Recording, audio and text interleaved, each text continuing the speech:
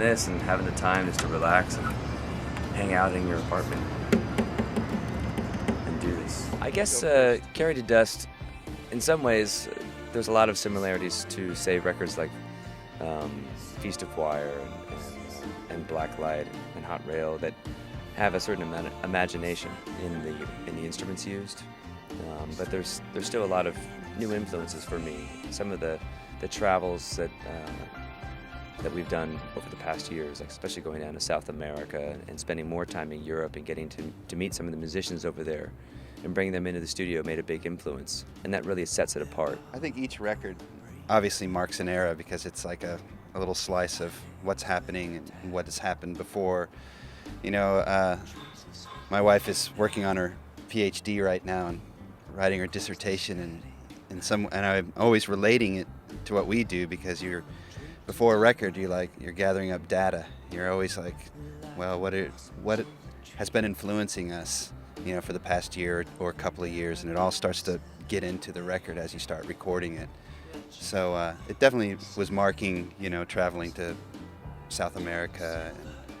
It was marking kind of going back to the way Joey and I were doing things, like Joey was saying on some of the earlier records, where we would just sit down, just drums and guitar, just like we were playing right then, and come up with songs that way.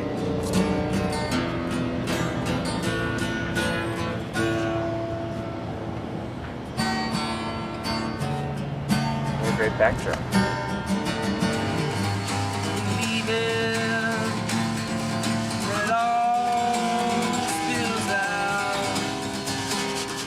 It's inspirational to play in different places that you've never played before, like playing in South America, and we've been talking about going down to Mexico and playing, and also doing different lineups, you know, different ways the band, configurations of the band, like the 2-piece band, the 4-piece band, the 6-piece band with the mariachi orchestra. You know, it just keeps, you can do it in all different kinds of ways. Right now, we just finished about a week of shows opening up as a 2-piece, John and I, for Nico Case and her band, and it's been great. It's a great way to play the songs when you realize that when you get it stripped down like that the song can survive, you know, on the bare minimum.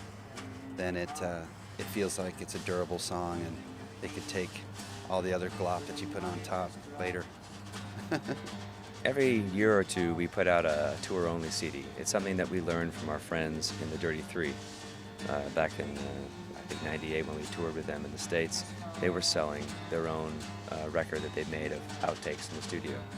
And so we've been following in that tradition of giving something to audiences other than just a T-shirt or a calendar, but something that is directly from the artists.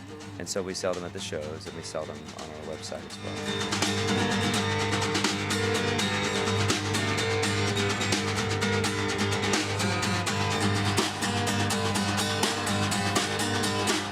The live experience is really important, you know.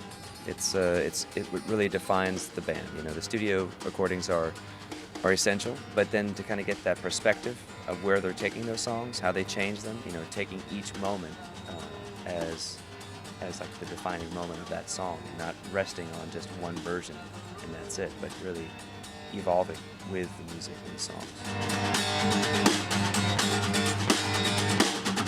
I'm John Convertino from Calexico. And I'm Joey Burns, and you're watching and listening to Baeblemusic.